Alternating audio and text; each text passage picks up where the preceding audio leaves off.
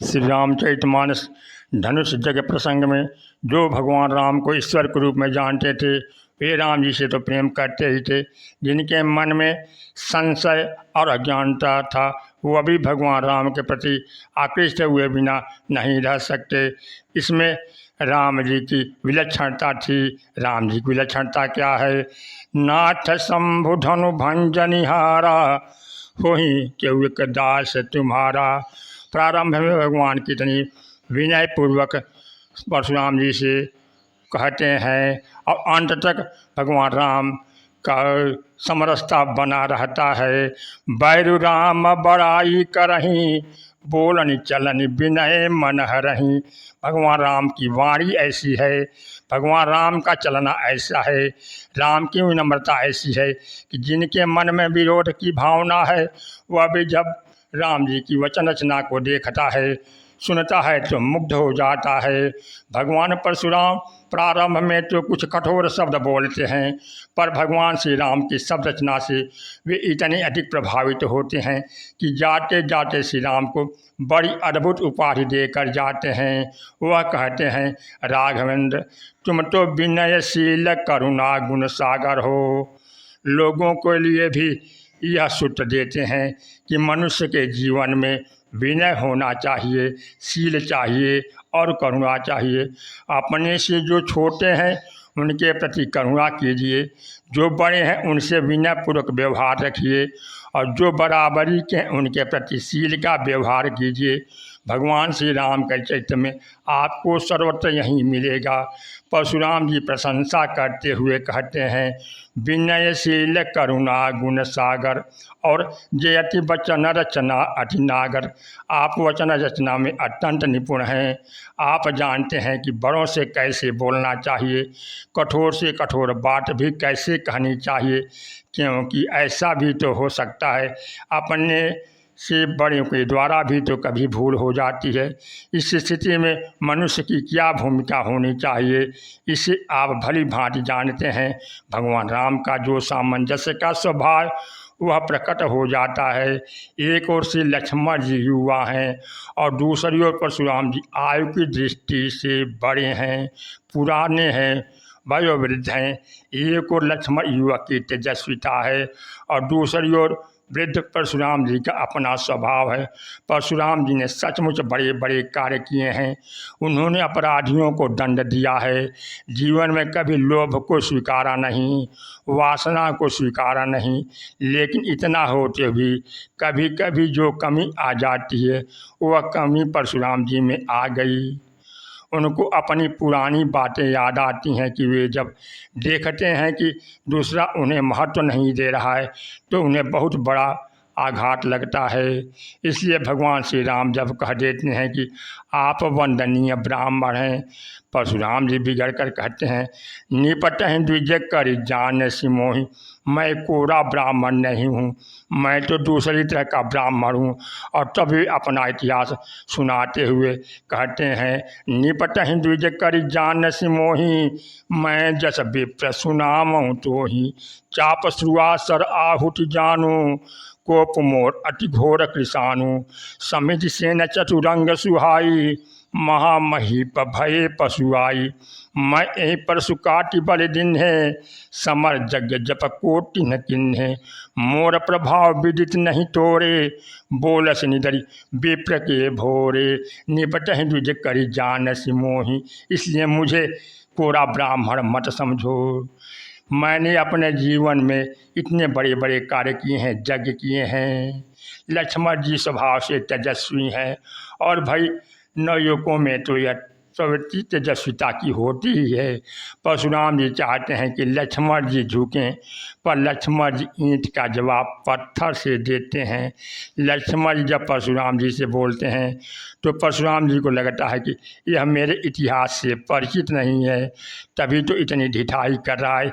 इसलिए वे विश्वामित्र जी से कहते हैं, यह बालक तो बोलता ही चला जा रहा है, अगर तुम इसकी रक्षा करना चाहते हो तो तुम हट कहूँ जाऊँ तो उबारा।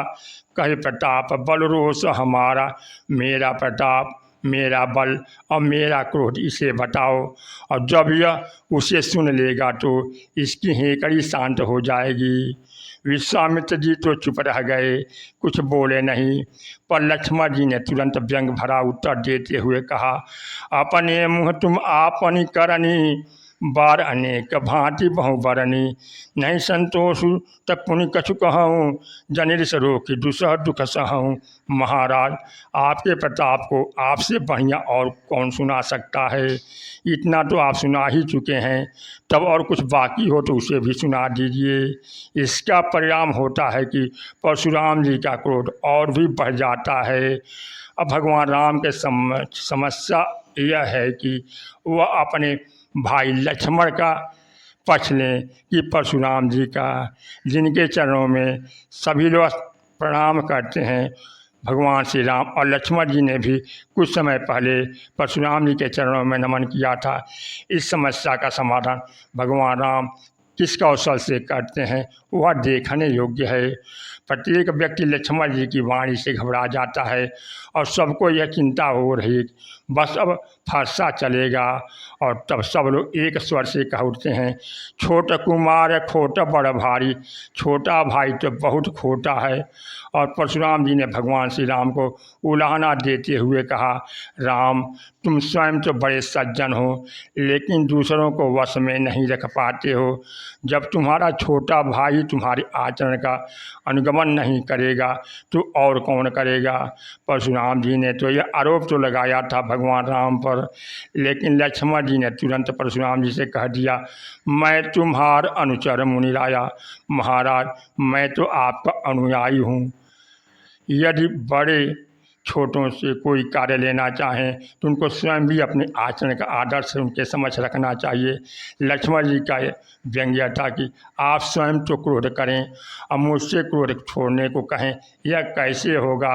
अगर आपका क्रोध अच्छा है तो मुझे भी अनुमति दीजिए कि मैं आपका अनुयायी बनूं, और अगर क्रोध बुरा है तो फिर क्यों न हम दोनों ही उसे छोड़ दें।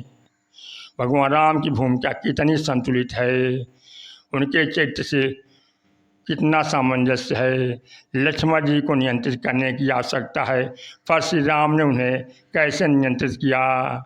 भगवान राम ने लक्ष्मण जी को न डांट लगाई, न फटकार लगाई, न ही एक शब्द बोला। बस प्रभु ने तो केवल एक छोटा सा कार्य किया, नयन तरे रे राम। लक्ष्मण जी की ओर देखकर श्री राम ने भाव में जरा सी टेढ़ी की।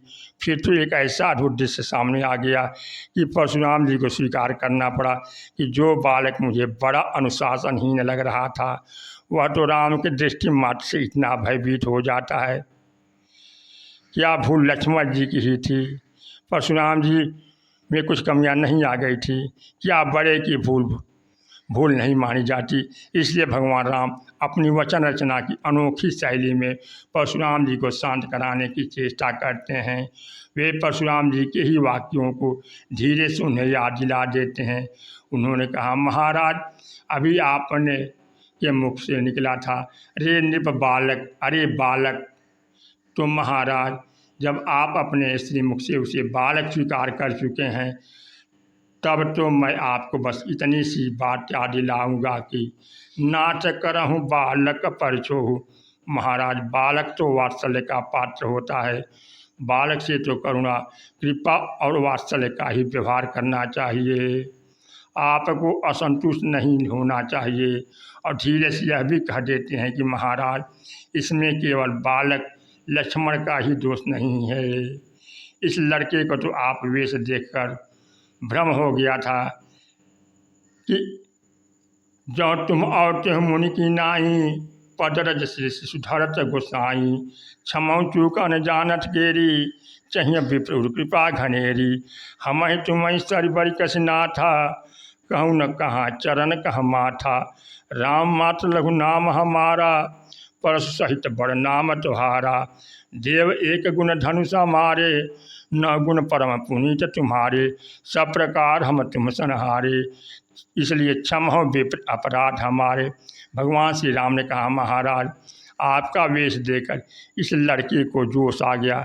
अगर आप फरसा और धनुष बाण लेकर न आते तो मैं निश्चित विश्वास दिलाता कि जो तुम औते मुनि की नाई पदरज सिर शिशु धरत गोसाई, तब तो बालक आपकी वंदना ही करता। इस प्रकार एक ओर तो लक्ष्मण जी से कहा, नहीं लक्ष्मण, सीमा लांघने की आवश्यकता नहीं है, शांत हो जाओ। और दूसरी ओर बड़े के चरणों में प्रणाम करके कहा, महाराज, बालक पर जैसी दृष्टि चाहिए वहीं दृष्टि आप रखें। बालक के मन में बड़े को देखकर भ्रांति उत्पन्न हो, ऐसा कार्य बड़ों को द्वारा नहीं होना चाहिए। इस राम परशुराम प्रसंग में भगवान श्री राम भी सत्य बोलते हैं, लक्ष्मण जी भी सत्य बोलते हैं। दोनों के सत्य में थोड़ा सा अंतर है।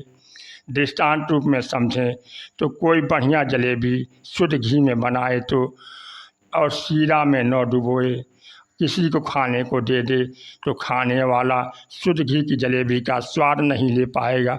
इसी प्रकार लक्ष्मण जी तो शुद्ध सत्य के घी में पकाकर सीधे शब्द दे देते हैं, पर भगवान राम उसे सीले के सिरे में डुबाकर परशुराम जी के सामने रखते हैं तो परशुराम जी बड़ा आनंद पाते हैं।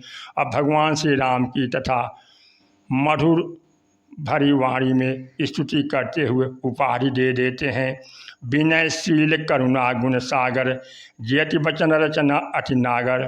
मतभेद होने पर भी कैसे बोलना चाहिए, भगवान राम की यह पद्धति प्रशंसनीय है। हमारा जब किसी से मतभेद होता है उससे वार्तालाप का प्रारंभ हम खंडन से ही करते हैं, पर मतभेद होते भी बोलना कैसे शुरू करें, इसे तो कोई भगवान राम से सीखे। राम लक्ष्मण परशुराम संवाद में दिव्य तत्व यही आया है कि मनुष्य का शील कैसा होना चाहिए, वाणी कैसी होनी चाहिए और व्यवहार कैसा होना चाहिए। जासु नाम भव भेषज हरन घोर त्रैशूल, सो कृपाल मोहितो पर कृपा करहूँ अनुकूल। बोलिए सियावर रामचंद्र की जय। ऐसी कथा श्रवण करने हेतु चैनल पर नए हैं तो चैनल को सब्सक्राइब करें, जनहित में कथा शेयर करें, लाइक करें और प्यारा सा जय श्री राम कमेंट करना न भूलें।